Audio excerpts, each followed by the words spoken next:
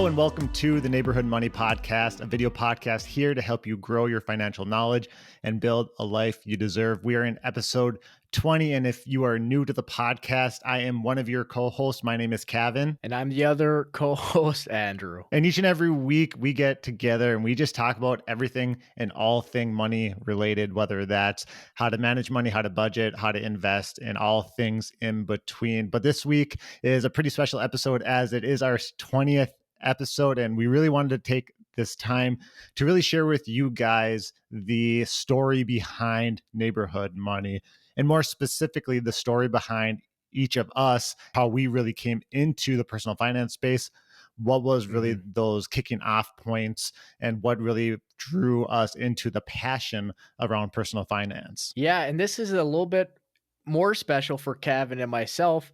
When we first came up with the idea for the podcast, we set out some goals, and one of our goals was to get 20 episodes completed by the end of 2021. So this will be our 20th episode, so it kind of feels good to hit your goal and make sure that we're, staying consistent with our episodes. Drew, I'm glad you brought that up. So just to give a little rundown about some of what our goals were, it was 20 episodes. It was 1,000 downloads on all of the, or 1,000 downloads across all of the podcast platforms. It was a 100 YouTube subscribers. And Drew, do you remember what the last one was? The last one was the start date, like have an episode out, I think before it was August 5th, I want to say. And I think we got the trailer out by that time. Yep. So we hit all of those goals besides the subscriber count on YouTube. Granted, we've continued to make progress there, and that's thanks to all of you guys watching over on the video platform on YouTube. So thank you guys all so much that have tuned in each and every week. And Drew, let's start off with some trivia. Woo!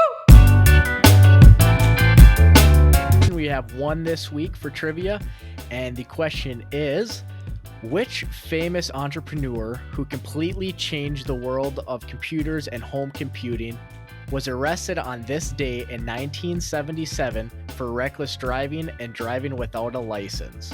Getting pretty sinister here in the neighborhood this week. Yeah, a little sinister, but kind of interesting to show that you can be a very influential person in the world and still have maybe a few things on your record. A couple skeletons in the closet, one might say.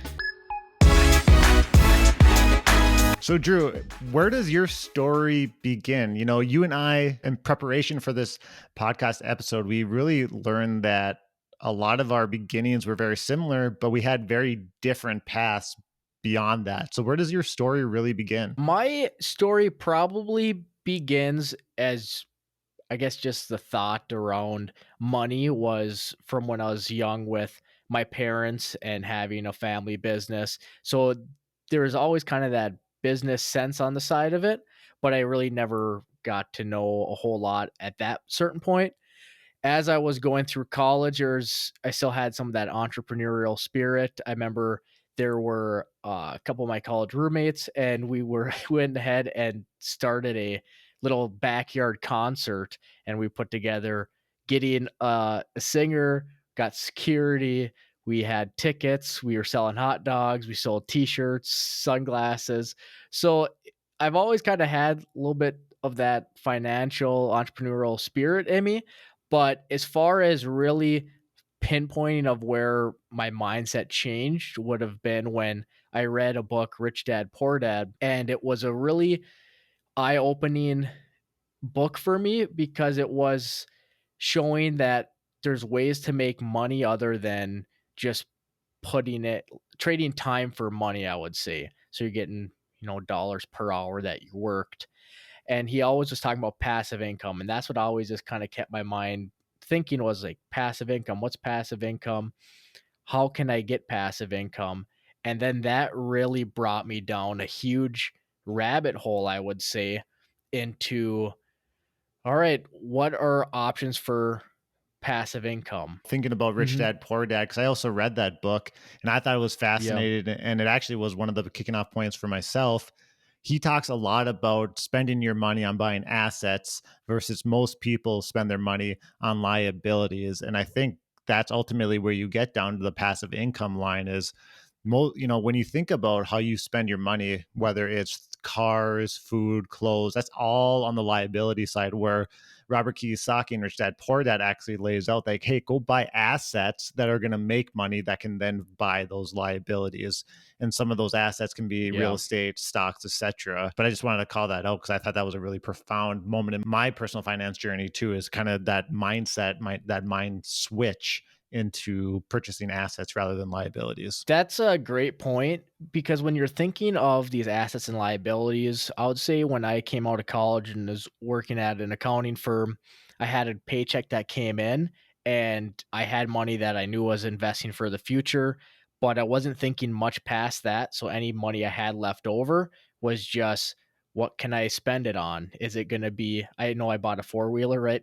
When I got that first job. So that was one item where I went out and spent the money because I knew I could afford it, but it depreciates and it's really not making me any type of money. So it's just sitting there. It's a really nice luxury item to have up in northern Minnesota, but it probably wasn't the most or the smartest allocation of my funds at the time. So you went down the But passive income route then, Drew, right? Then you said you were going into like real estate, but how did you ultimately get down that path? Like how did you start learning more about passive income? just with Google searches, I would say, I just wanted to, I would say, top 10 passive income streams or the top passive income streams. And that's when it kind of got me into looking of, they'd have like top 10 lists, top 50 lists.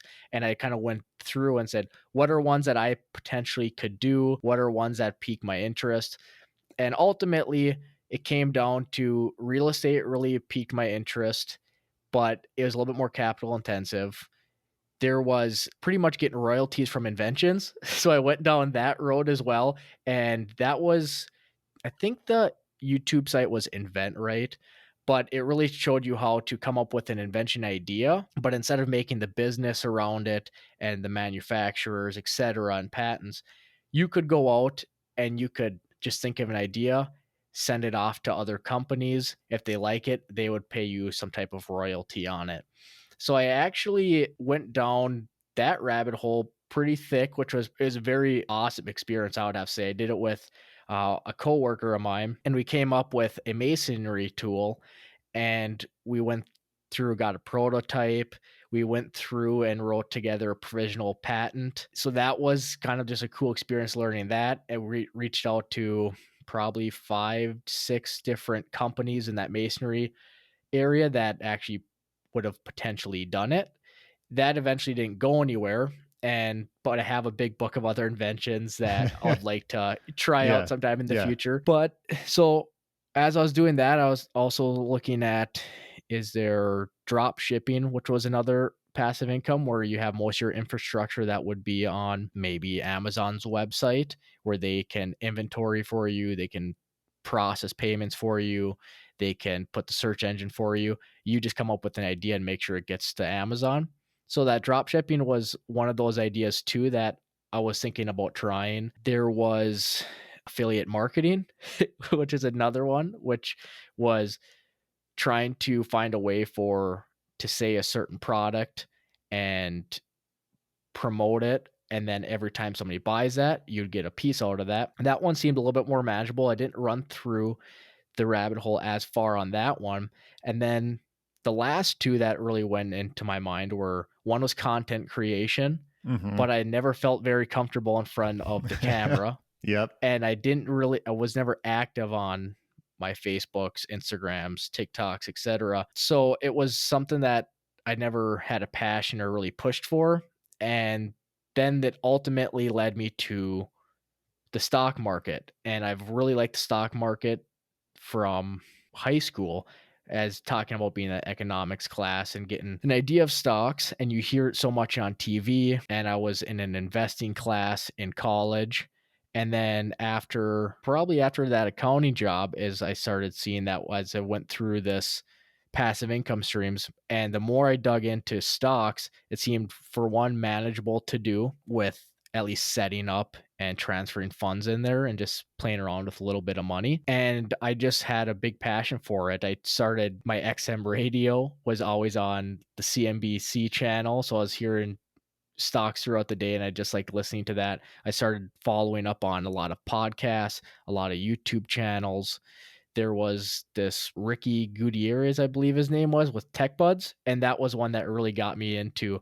He seemed like a pretty level-headed guy, and he really showed strategy on how it was to stock trade, and it made it more manageable. So I was just consumed in any extra time I had. I just wanted to learn about the stock market and kind of how it worked. So it really sounds like, you went down this rabbit hole of 5 to 10 different side hustles that could ultimately Yep. lead to passive income, and you really found what your passion was, and that really lied within the stock market and also a Yep. little bit on the real estate side. But like you said, a little more money is involved there, and so you really just started focusing on that stock market. So as you were going down these side hustles and really understanding them and getting them kicked off, you were also working full time at the same time, isn't that right? So it was work. I worked at the accounting firm, and that eventually led me into coming back to the family business. And that was through we had a person at the family business that worked there for I think it was 30 years or so. She ended up retiring, and I got a phone call from my dad and saying, "Hey, do you want to come back to the family business?" And it was I didn't make the decision right on the phone call. I kind of wanted to weigh my options a little bit because I did enjoy the accounting field and I liked the job I had, but there was also a risk and reward for coming back to the family business, whether it be for one taking a little different job. I know when I was going back, I'd end up taking a little bit of a pay cut, but I knew that was for a, future payout or future growth of the company. And after a few days of thinking about it, I end up making the decision to hop or jump ship over to the family business. And that was also a very eye-opening experience for me outside of that Rich Dad Poor Dad book. And the reason being is when I was at my previous job doing accounting work, I just had an employee mindset, I guess I would say, where I just had jobs to do. They tell me where to do them. So say it was, hey, I want you to go reconcile these bank statements. And I was never thinking further of like how the numbers came in there, where they went, and I never wanted to look at or I never looked at the bigger picture where I should have. And as I came back to the family business is where my mind really went towards, okay, so I got the job that needs to be done here done. Now what? I have nobody tell me what to do more. I can go find other work or I could just sit here and slack off, and I didn't want to do that. So that's when I kind of went into just being curious and asking a lot of questions, reaching out to our insurance companies and just seeing like where our numbers are at, what they mean, what our policies entail. And every time I called and reached out to a different professional, I just learned so much more information. And then that made me want to apply it back to the business.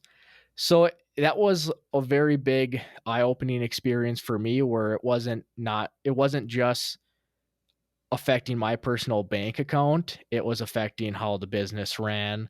It affected employees that were there. It affected the future growth of the company and the efficiencies of the company. It was an interesting way of looking at that, where if I wanted to make a decision, I couldn't just implement it and have everybody on board because it's not just my decision anymore. So I was finding ways to then work with people as well and saying, these are what we think this is what I think could make things more efficient if everybody could hop on board with it and try to make that work with it too. So there's so much more learning experience with working in a business setting where I am now, where I can trade stocks and my decisions are just final on my own. So that's kind of one other area. But eventually, we end up selling our family business. And after we sold the business, it just felt a little different being in the same building, having it not be your own business anymore. And as that was going through, I still was working on some of the side hustles with the stock market. And there were a few months there and even days where I felt it was a potential full-time job that I could do. And as I started feeling that is almost where I was putting half the effort. It almost felt like I was putting half the effort into the stock market and half the effort into the full-time job I was already at. Yeah, yeah. And So you're that kind kind of of at that inflection point. yeah, and it was kind of draining where I didn't feel like I was producing as quality of product as I should at work, and I wasn't producing quality work at the stock market. So I was end up losing money, or I wasn't making as much as I was hoping to because I was losing out on opportunities during the day. So that was kind of a point where once I had did some swing trading, which is I was, buying a stock at a certain date and holding it for, a week, month, 2 months, whatever it was, end up being. And I ended up seeing the income streams coming from that and saying, I think this could potentially be a viable option to take on myself. And Yeah. then I really started going into looking at what my expenses were and seeing, all right, what would be the minimum amount I would need to make in the stock market Mhm. to cover my expenses. And then I would try to, once I got that monthly amount down, then I broke that down into how many trading days there were during the month, breaking that down into how much do I need to make to cover these expenses. Sure. And after I started figuring out that, I had a minimum value that I needed to make to cover expenses the way I was living. And then I knew what my salary was at my job. And I would break that down and say, all right, if I could make the salary that I'm making now with the stock trading, I think it would be a no brainer. Mhm. And eventually through that process, I was able to make up to that salary. And at one point, it was exceeding that. Yeah. So I was thinking, all right, this is the point where I have to make a decision of, do I want to keep half both of these? Or do I want to stick and focus just strictly on the job at hand or just strictly with the stock market? And eventually I end up saying, all right, I'm just going to take the jump and the huge risk and go into the stock market. And that's what I ended up doing. And I know for the first, couple months of it, I started trading a lot more on margin and I was very active in it. And I was getting, 30, 40 trades a day. And everything I pretty much watch is you want to get like one trade done during your day and you don't want to get emotions into it. And as I was doing that, I felt like I was making a lot of money. I was like, oh man, I can make that salary in, 2 weeks. And I was like, this is awesome. And then it got me like fairly greedy on it. And I was going, all right, green week, green week, green week. And then it would be one day would take out all of those green weeks. And Right. it was just really difficult. I'm like, holy crap, what do I do? I don't have a job now. Right. And I just was not as consistent. I got way too greedy, and there was a big chunk of money that was just lost. That's the thing about the stock market too, is you can have those big swing days, right? Where you're up, up, up, and Yep. all of a sudden, bam, one bad day, and you're either back to even, or maybe you're even in the red for the year. But I think, Yep. Drew, your story basically says, like, so far you were working, but then you built this side hustle to a point that matched your income as an employee, Mhm. and that really allowed you to take this risk to really start working for yourself and start to learn how to day trade, on a actual job perspective, not just on the side. And I have to say, it's been a learning experience every day in the stock market for me. I thought I had strategies that were just Yeah. solid and they're going to work no matter what. Yep. And I found out that they didn't. And so my investment strat or my trading strategy, I should say, because I'm not really investing, because investing is more thinking long term and I'm Yep. setting and forget it for the most part. So I'm very active in it. So my trading has turned into, double digit trades, maxing out my capital with margin, and hopefully I can get in and out of that trade in one day. Hmm. And finding out that that's not as it didn't fit within my strategy. And the reason is I knew I got into positions that were good, but if they didn't hit to where I wanted it to be during that day, I had to get out of the position because there Hmm. was amount that I had to cover for that margin call. Right. So that slowly transitioned into holding stocks a little bit longer, picking stocks that may be a little bit more depressed, and then watching them come back up. I stopped doing as much short selling as I did right away in the beginning. And part of that is you're paying a little bit of interest on those short sales. And two, if there's some type of squeeze like you saw in GameStop or Yep. AMC, Hmm. you're there's no limit on how high those can go, and you have to come up with that money. Right. And so that was a risk I didn't want to do if it's going to be my full income. So those just switched to, going pretty much long on all positions. If there were some stuff I want to go short on, they would just be on some options where I could buy a put and it would say, if it goes down, I'll make some money. If it goes up, I have a cap on how much I'm going to lose on that. So it's kind of a way to hedge my short selling in a way. And, there's been a lot of ups and downs with it too, where, like I said in the beginning, I thought it was going to be, making millions a year Like every to finding out. person that jumps into the stock market, it does, right? Yep, and it kinda seems like there is, like, a little bit of beginner's luck with it as well, where you feel like you can't lose on a trade, and like I said, you have, like, the one red day, and then the worst mistake you can do is try chasing those losses, which I found Mhm. out the hard way in the beginning, and those just exaggerate those losses, and then you slowly have to just come back and chip away and realize that it's gonna take a little bit longer to get where you wanted to go, Mhm. and, eventually it just got to the point where I need to grow some, I'm growing capital again. And you have a point where even though you can match a salary from what you had before, you realize that you want to have more of that money in the stock market because then you have higher dollar value returns. So your Right. percentages can only, say a lot of people can say like you want to take 1% of what you invest a day, and then that's a successful day trade. But it comes into if you have 1% of $100 compared to 1% of $1,000 compared to 1% of $100,000, that 1% is a lot different dollar Right. value. So Yeah. you kind of want to have as much money in the stock market or as you want.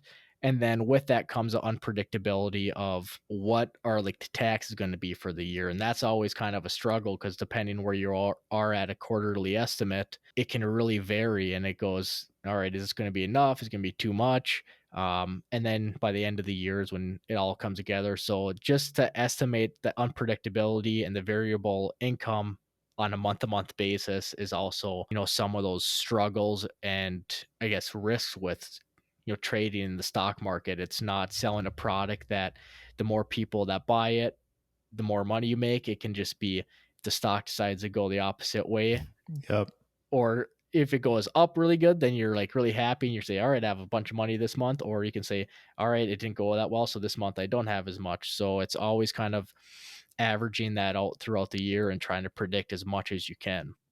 So do you try to then give yourself a flat minimum income out of your accounts, or how do you really manage that variability in your income month over month? The month over month is I try to predict my expenses. So it's kind of almost like I would say like a grant, almost like what you'd see or like government spending, where it's you see where your expenses are going to be. And then I try to predict that and extrapolate over like a quarter. And then I really try just taking out a lump sum and then slowly pick away at that throughout like the months.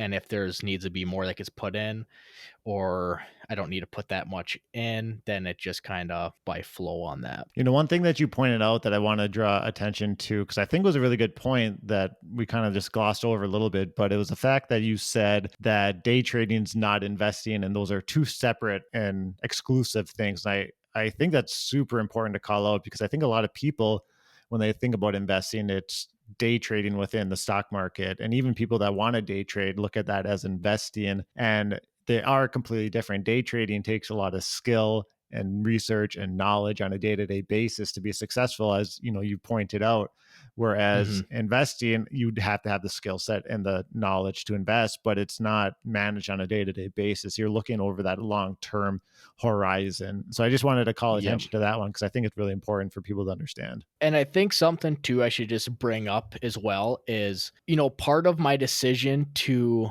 leave the company I was with was also added on with, being able to be a part owner into the business that we sold, and just like very thankful for like what my grandpa built and what my dad built, and what my brothers and all the employees there have helped build, and to being able to be in a position where there was some extra capital left over to made it more of a cushion and more of a, I guess, safer risk for me at the time. But I would also like to add that it was a decision where I was thinking it was something I wanted to do.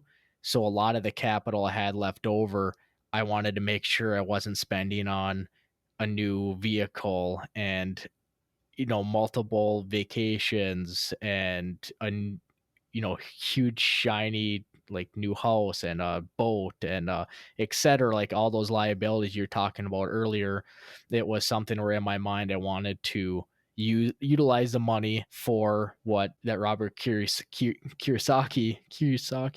I'm having brain fart on Kiyosaki. You're close. You're close. Kiyosaki. Yeah, on what he would call an asset. So spending Yeah. that money to be able to make money. So then if you do want to buy that stuff, it's kind of covered by your money making areas. Yeah, and just you being able to follow your passion into the stock market through the sale of the business, giving yourself a little extra capital that in turn, like you were saying, when you are getting those half to 1% returns per day on average, that's going to help subsidize your life and, replace that income. I would say if there was somebody that wanted to follow that type of a path and say you weren't in the position where you had the extra capital left over, definitely look at, those swing trading and longer investing. Maybe it might take you a little bit longer to get to that certain point, but it's going to be something that as you learn along the way, and if you can stay, just read random forums and get some ideas at the nighttime and then just set up these trades for a little bit longer, that maybe that will help build your capital. And, sometimes it can take one stock to put you up to crazy dollar amounts. And then that might get you up going there too. Like sometimes there's picking the right stock. Sometimes there is some luck involved that I have to, I have to admit. Right. Yeah, there's the fundamentals, but then you can get lucky. Like, I mean, if you went back to, let's say, like GameStop or that Doge. So let's say Doge, for example, you could have bought that at 0.001 cents. So almost anybody could have put $100 into that. Right. And, if I were to just do a quick calculation and just say out of luck, you bought at the low and you sold at the top and you put $100 in at that point, 0.001 cents, you'd have 100,000 Doge coins, Right. and then we're gonna times that by like seven because I think it went up 70 cents. You could have made 70 grand in a matter of weeks. And Right. then that could have potentially brought you into, some luck, and it could brought you into some capital that made it potentially feasible to continue with that type of, side hustle. Obviously, big rewards like that come with just as big of risk. We're not financial advisors at all, right? But at the end of the day, you found your passion in the stock market and you were able to follow that through with Yeah. multiple things down that Yeah. storyline, and it seems to be working out really well for you right now. Obviously you've been, what, I think we're saying you've been day trading for a little over a year, and you've obviously changed your strategy to be less on the day to day and even hmm own weekly, monthly, or whatever it might be. And just to kind of go back a little bit on like that random like Dogecoin, like obviously there's luck involved, but you'll probably lose money on 100 of those type of things before you get a good one like that. So Right, right. it's just keeping your expectations low, keeping your ear to the ground so you can see if there are some possibilities, but don't invest like more than you're able to lose. Yeah, very important part, especially when you're playing those almost, those bets are more, it's almost along the lines of gambling when you think of like the Yep. small cryptos that can really take off. Invest what you can hmm lose and make sure you have your foundation set on the other side. But Drew, I think my story is very similar to yours at the start. Rich Dad Poor Dad was actually one of the books that kicked off when I was in college, and that kind of is where it all began. Books like Rich Dad Poor Dad, Your Money or Your Life, The Richest Man in Babylon, which are for the most part all really well known books in the personal finance space, as well as The Richest Man in Babylon is a classic, I will say. I And have those not really, actually heard of that one, well, those, so I'm so gonna have to read that it. one actually lays the fundamentals of like set aside X% of your income each hmm and every time you get paid. So pay yourself first is where The hmm Richest Man in Babylon comes into play, and it's told through parables, which is somewhat interesting if you're into that type of thing. I'm actually not, but that the actual information in the book is, second to none. But I really found a lot of that information in school. I was studying math, specifically financial mathematics, so learning how money actually worked in a mathematical concept, and then trying to bring in the personal finance space into there so I could really have a better understanding, I guess you could say, around how money actually worked. But I'll be real honest with Drew. When I Mhm. graduated college, I really wasn't that focused on personal finance. Yes, I had my fundamentals put into place. I was putting away 15% towards retirement. I was living Mhm. below my means, but beyond that, I wasn't really budgeting. I didn't really know where my money was going specifically outside that I Yep. wasn't going into debt for consumer spending. And, where I really spent a lot of my attention on, and I think this really gets lost in this personal finance space, which hopefully we can help bring it to light a little bit as part of the conversation, is I spend a lot of my time focusing on increasing my income. When you listen to personal finance podcasts or read books or whatnot, they spend a lot of time about budgeting, limiting your expenses, living on more than or living on less than you make, and then investing.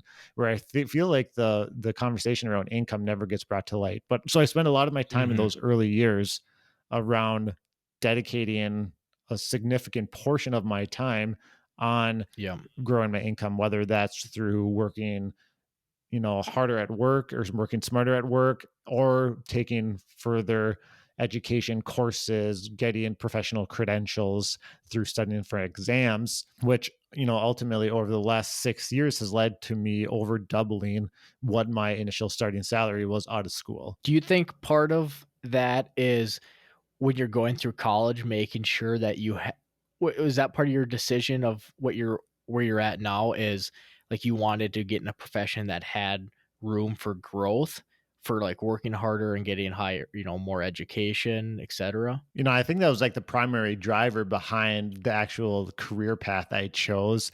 I saw it as like a Mhm. really good starting salary, and I saw the potential growth within the field, knowing that I had to go down these professional exam route to get Yeah. there. But I would say that, at least early in my career, knowing that growing my income was possible was very important to me.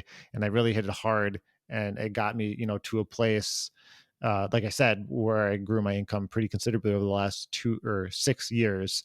But Drew, if we fast forward a couple more years, out of college, as I was trying to grow my income and putting a lot of effort around that, I really had an inflection point in my personal finance, in the personal finance space, I guess you could say. Mhm. And that was, I was actually at work one day and I had been listening to personal finance podcasts for a long time, shows like the Stacking Benjamin, Paula Pant's show, Afford Anything, and a couple other ones. But those are my two favorite ones, or at least they were at the time. And I was talking to a coworker who had brought up personal finance, and obviously, right, it triggered something within me to just like get nerdy about it because that's just who Yep. I am. And she had brought up Dave Ramsey and the fact that she was a Dave Ramsey baby. Her parents were really big into Dave's philosophy. And at the time, I had heard about Dave through the personal finance podcast I listened to and the books I've read, but I never really like gone down the path of learning what his philosophy was, and specifically around his 7 baby steps, if any of you are familiar with that. And I tell you what, Drew, when I left work that day, I put on his podcast and I binged it probably for the next week. And the Oh, reason yeah. why I binged it is because if anyone's actually listened to Dave, he's pretty harsh. And like there's kind of a lot of stuff I don't agree with him on. But the way his show is set up, it's a radio show, call in show where people call Mhm. in with financial problems.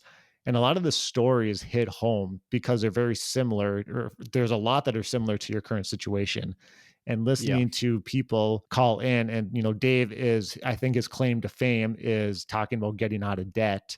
And a lot of, Yeah. everyone is calling in about getting out of debt. They've got $50,000 in debt all the way up to a million plus, I think was the most I Mhm. have ever heard on the show. And I think that really started to resonate with me because as I was looking at our financial position, Hannah and myself, we were in a good spot. We had good incomes. We were saving for retirement. We were doing all the things right, but we were sitting on, I calculated last night, it was about 140, $150,000 of debt, Mhm. non-mortgage debt, that was mostly just student loans. Listening to these stories about people struggling, and we were very grateful we weren't struggling like everyone else, but listening to these people struggling with debt, it really clicked for me on, hey, like this makes sense. Like I know that this money is suppressing what our ultimate or what our future growth could be. And Mhm.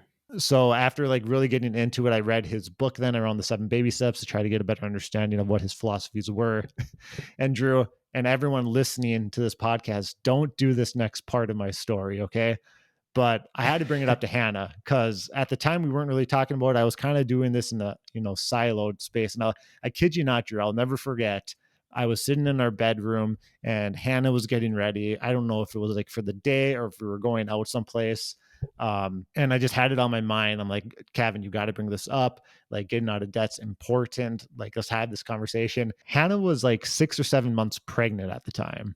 So, like, this conversation was going to like completely shake up our world. Like we had buying a new house on the horizon, buying a new car, Mhm. etc. And all of a sudden I'm going to flip the script and say, hey, I want to get out of debt. And Yep. so she comes back into the bedroom and I basically just open up the conversation very frank. And we have this conversation about, why I want to get out of debt, where we're at financially, how it's going to push out some of our goals. There's a lot of emotion. There's a lot of tears. But at the end of the day, Yeah. we came to the consensus of, yeah, this makes sense. Like, Mhm. granted, at the same time, there's a lot of information coming out about student loan forgiveness and how people weren't being forgiven their loans. Hannah was on that plan for her loans, and it made me really worried. And so, like, we came to the decision of, hey, let's just kick these loans in the ass. Let's face it head on, and let's just get them out of our life. So then, and however long it takes 2, 3, 4 years, we can Yeah. be free from student debt, free from car loans, and just move forward and really start investing and living for the future. So when you're talking about having the frank conversation and a lot of tears being shed, was the finances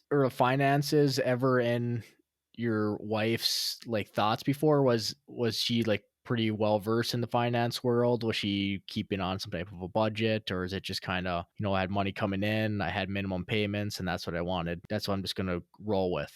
Yeah, I mean, we definitely talked about money, not to the extent that we did after that conversation, but I Mhm. mean, we talked about like what our goals were. We talked about how much we wanted to save for retirement. We talked about, not going into consumer debt and always paying off whether it was a credit card or paying cash for things. And so we were Mhm. always on the same page there. I think this point in time was really just a shakeup of our money world, right? Like Yeah. we had talked about like buying that house. We had talked about, we were going to welcome our child or son into the world. We talked about all this stuff and kind of switching that mindset into, hey, we're going to get out of debt really just was like earth shattering. But we Mhm. both knew, and I think, we both understood even like subconsciously before that, that this was weighing us down and we had to take care of it. Yeah. Did you use any of that Dave Ramsey snowball technique of taking out your smallest debt first and then moving on to the next biggest and then, really pooling together your money and taking on a debt by debt basis? Yeah, so there's Like really chunk two by rule chunk? yeah, there's really two rules of thumb, right? When you're getting out of debt. There's a debt snowball, like you were saying, where you start with your smallest debt and you work your way up the ladder per se, really starting that Mhm. small snowball and then rolling it to make it bigger and bigger and bigger. And then there's the Yep. other side where it's the debt avalanche, where you start with your highest interest rate and then you come, downwards rather than upwards, like the debt snowball. We actually went down the debt snowball route, even though we Mhm. knew it was not as good from a pure, financial or money standpoint, but it's the psychological part I think that really helped us. Where Okay. let's just say our smallest debt was $1,000. Well, we could punch that out day one, and that really just Mhm. got us going. We're like, oh, rather than I don't remember how many loans we actually had individually. Let's just say there's 15. It's like, well, day one we got 3 loans, out of our life, and so Yep. that really got us the momentum going and that really pushed us forward. I will also say that we were pretty fortunate because we had been saving for a down payment on a house and we decided to take that money and just put it down onto the debt. So we paid off my student loans with it. We paid off a car and we paid out a Mhm. lease. And so ultimately, with that down payment, all we had left then were Hannah's student loans that we then just attacked that there going forward. And Drew, I tell you, it is extremely hard to limit yourself when you're making good incomes and to send out that amount of money each and every month towards student loans or towards any debt in general. But, we hit it hard for about, I think it was 12 months where we like every single dollar we could find, we put towards debt and we decreased Mhm. everything from our grocery budget. I think we shrunk by like in half. We cut things out of our lives, like even small things like subscriptions that we really Yeah. didn't need. We didn't go out to eat outside of a few times to celebrate like milestones or whatnot. We didn't go on any trips and we just really focused all of our attention and money on getting out of debt. And then the pandemic hit and that kind of just like shook up not only like the world, but like our financial, uh, not livelihood, but our financial plan because Hannah was furloughed at the time. So like that Yeah. was her income was gone. And Oh, we wow. still had, I think at the time it was like 60 grand in student loans left. We decided that rather than continue to funnel money outside of our accounts, we were going to just, rather than sending the money to the government, we were just going to put it into our savings and going to keep going down this path. Right. And fortunately, regardless of how what you believe in and how this shook out, like Hannah was able to take Mhm. unemployment. There was the additional advanced unemployment benefit. Um, that Mhm. really helped us out. And we just kept trucking along, kept our expenses down. Granted, it was even easier in the pandemic, right? Because you couldn't go out to eat, you had to stay home. Yeah. And we were pretty serious with not seeing people having young kids, where we did even less than we did before. And, Mhm. through those 6 months at the start of the pandemic, we continued to truck along at the debt. I was still working. And by I think it was as of October of 2020, we had enough money saved for our debts and to have a full, not a fully funded emergency fund, but a pretty well funded emergency fund. And, in that point in time, we made the trigger and became debt free. And then that really pushed us into the next stage of our personal finance lives where we could start investing a whole lot more. We could start maxing out, whether it was a retirement Mhm. account or we've made a couple of good decisions around housing and really have grown our net worth pretty considerably because of it Do you all. think there was do you think there was one sacrifice that was probably the toughest to take out of your budgets or your Yeah, day-to-day man. lifestyle? Yeah, I think like the fact that, and like this is so first world issue, right? But the fact that like we postponed buying a house, we had a two-bedroom apartment. So Mhm. welcoming our son, we had no guest room. Our parents did not live near us.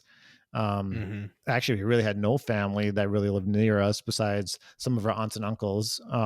But brothers and sisters didn't at the time. And so we could never really welcome people to our house to stay comfortably. Like they would either have to sit or sleep on the couch, put an air Mhm. mattress in the nursery or whatever it was.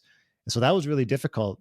And then in addition, right, when the pandemic hit, we weren't going out to eat with people we weren't really seeing. So, even not even having really a comfortable space to gather, I think that was really challenging. It was a huge sacrifice, but a sacrifice that ultimately led us to the point where we are today. One thing I do wanna bring up that I think is pretty interesting, and it's a little bit further back in your story about talking about listening to Dave Ramsey and saying you really took the debt part of it out of it, that really was, like, emotionally attached to you and, it's something that you went forward with, but there's also parts of it that you didn't necessarily agree with.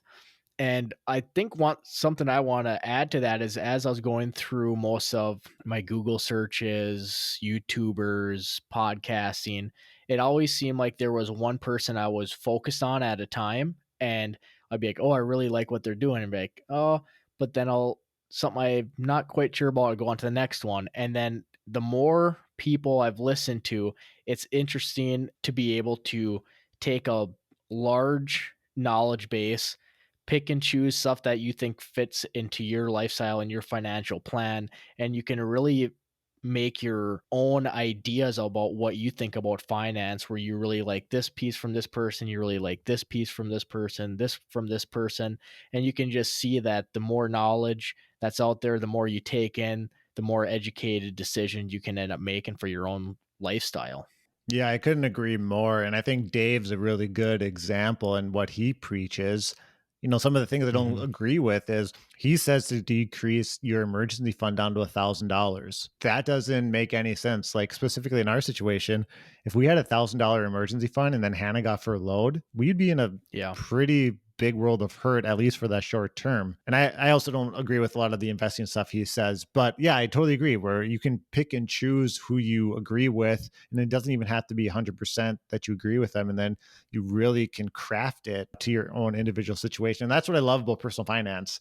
And I think that's one of the reasons why I'm so passionate about it, is because it's personable and you can really do whatever you want to make sure that you Yeah. get to the goals that you're trying to get to. Yeah, and I would also like to add on there of just finding that first thing to do, whether it be Google searching or you finding that first podcast to listen to. It's amazing if I were to look at myself for when I first, before I read that Rich Dad Poor Dad to where I am now and to where I will be, a year from now, 5 years, 10 years even. It's just crazy how much your own self will change throughout different life experiences and different people you listen to. And I think it's really interesting too that you can start with just one YouTuber or one podcast or one Google search, and that can get you started on your whole financial journey or any journey you really want to do.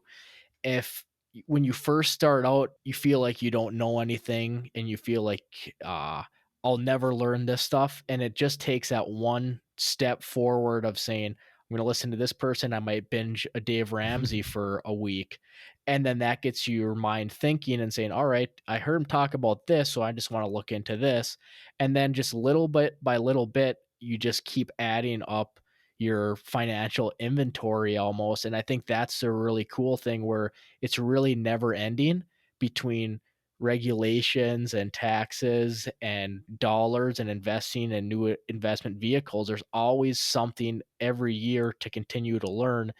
And I'm excited to see where I will end up being in 5 or 10 years because I know I want to continue this journey and continue to learn because there's so much information out there and I just keep finding out that the more you know, the more you find out you don't know about anything.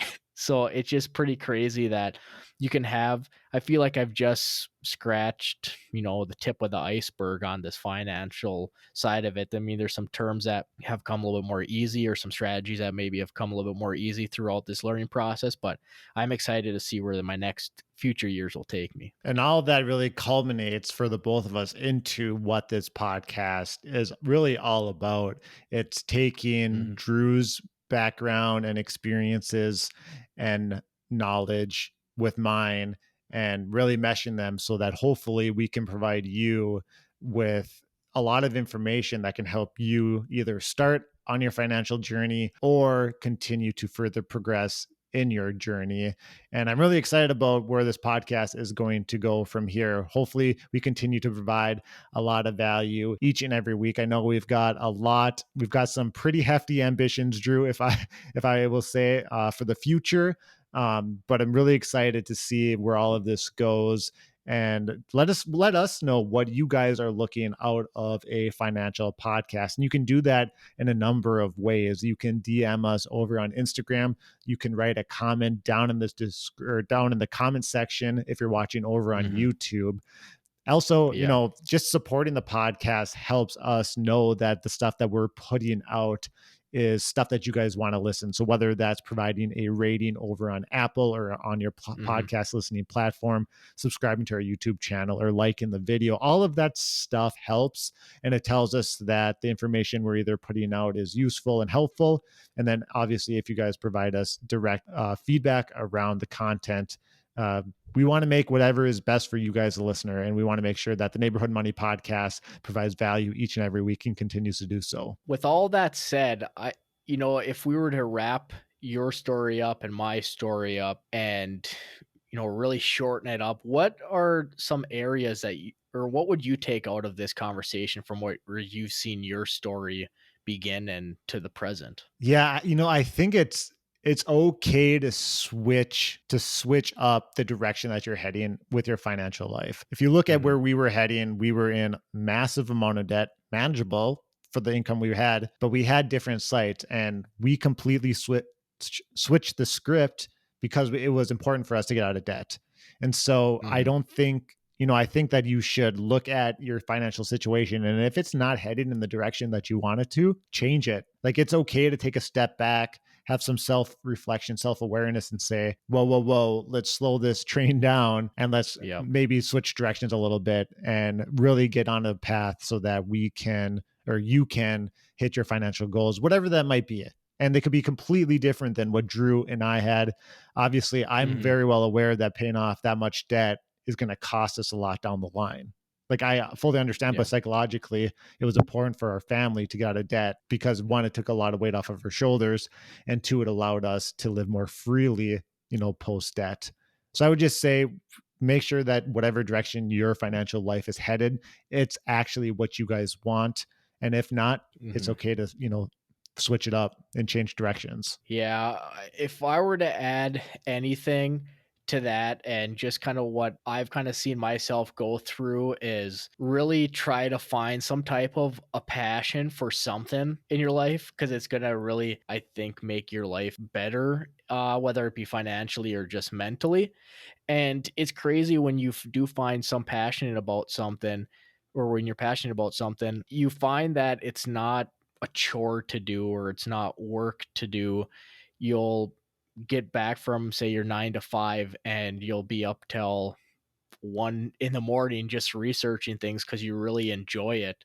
So I think just find passion about something is, I think, really important. And then the other thing is really try to focus on what it is you're doing. So if you're working that 9 to 5, really don't think about your side hustle. Really just focus on that 9 to 5, put 100% of your energy into what you're doing at that certain point. And then you have, a bunch of hours after you get done with work that, you might be a little bit tired, but you're going to find that what you're working on is enjoyable and you're not going to be tired. And you just want to put 100% of your focus into that side hustle at that time. The moment you start trying to multitask and adding too many things to your plate, you'll see that it just gets a little too stressful and you just Yeah. don't put in the work that you're capable of doing. All right, let's get some trivia answers. So, our question for this week is, which famous entrepreneur who completely changed the world of computers and home computing was arrested on this day in 1977 for reckless driving and driving without a license? Drew, who do we got? And the answer for the trivia question is Bill Gates. The So, the famous philanthropist and Microsoft co-founder and CEO. I was kind of surprised by this, but like we said earlier, everyone's got skeletons in their closet. yeah, it's pretty interesting after hearing about that trivia question when we were putting it in. I just kind of like was looking at some other stuff where the trivia question was, and I mean, Bill Gates kind of seemed like he was a little bit of a wild child. He was very smart, but he just liked to, I think, have a good time and Yeah. maybe came into a little bit of money and then just really partied hard off of that. So it's pretty crazy but you can see that he was just very passionate about what he was doing, and then that was his focus, and everything outside of that was fun. And it's interesting to see that looking at Bill Gates now wearing a collared shirt and a sweater, you wouldn't be thinking he'd be going reckless driving Yeah. without a license. Yeah. It's amazing what, several decades will do to a guy. Yep, absolutely. All right, Drew, what's been going on over in your neighborhood? Well, I think probably the biggest thing I can say is our kid Thomas was baptized this Nice. weekend. So on Sunday he was baptized. Now he's a child of God, which is important in our family. So it's just pretty cool experience to have for him. And with that came with a lot of family being around us for the weekend. So it's always very nice to see family as well. My mother put on a huge brunch after the baptism and it was awesome. And she was working like a dog for that, couple days before Yep. to make sure it's perfect. And we always call her Fancy Nancy, and she didn't disappoint. It was fancy like normal Those for her. big So, those big dinners, or in your case brunches, they're a lot of work. I give those, people that can do that stuff a lot of credit. yep. And it was just constantly adding food. My mom was like, "Do you think we'll have enough? We'll add this. Do you think we'll have enough? We'll add this." Yeah. But all in all, there was enough food. It would tasted great. There's a lot of good conversations to be had, and Nice. uh, our baby slept through most of the conversations and didn't cry during the baptism. So I think he had a pretty good day too. There you go. Well, good for Tommy. That's awesome. And good for Yeah, you guys. thanks. Anything in your neighborhood this last weekend or week or Yeah, so we anything? went and looked at some more Christmas lights. Actually, over in Wisconsin, there's it's called Sam's Christmas Village and Light Tour. So we went and checked that out. If you guys are familiar, there's a very big light show in Duluth called Bentleyville, where it's just like a Mhm. park filled with lights, and you can walk through it, and it's pretty cool. You got Santa Claus, you have s'mores, you have hot chocolate. It's basically the same thing um, over in Wisconsin, except they have Mhm. alcoholic cocoa. So I Oh, had a so little like Irish Bailey's in it or something? little Irish cream cocoa. Wasn't bad to walk around with that, look at some lights. But our oldest son loved it. He loved looking at all the lights and some of the lighting fixtures you could like actually go in. So it was just all around a really good family outing. It was our first time going there. So if anyone's in the metro or in the, the border of Wisconsin, Minnesota, go check it out. Highly recommend it. It costs money, unlike Bentleyville up in northern Minnesota, but I think it's definitely worth it. So north of Bentleyville, where you're from and where I live, Yep. we actually had 12 to 15 inches of snow that Nice. came this weekend. So did you end up having any snow at that light sing, or do you have snow down where No, you're living? at the time, no snow, a lot of mud. Now we actually have some Wow. snow, uh, and we're gonna get dumped on Friday. So I Yeah, think I it's found it finally crazy. winter here. I think it's finally winter. I just found it crazy that probably a week ago, when we still had snow here for probably 2 or 3 weeks before that, and you're talking about green grass. I just Yep. couldn't believe that. I mean, I can still see grass sticking up from the snow right now, so it's not completely covered yet. I've always wondered why there's always such a different weather change, and one of our friends from high school, Cavan, I remember one time we were driving down the cities, and I was like, "Why is it warmer down in the cities?" He's like, "It's closer to the equator." Yeah. I remember laughing so hard, like, if that's how temperature changes go, then Yeah. at the equator is gonna be about 1,010 degrees. Yeah, 200 miles. Yeah. So anyways, I hope you guys enjoyed this week's episode. I know during this 20th episode for us, I think maybe even selfishly, it's just kind of nice for us to speak through our story and being able to look back at this in the future and just seeing where our lives might have turned out or where they turned into or this podcast or our jobs or wherever it may be. So we appreciate you guys listening. And if you can, hit a subscribe on YouTube, and we can see you guys next week in the neighborhood.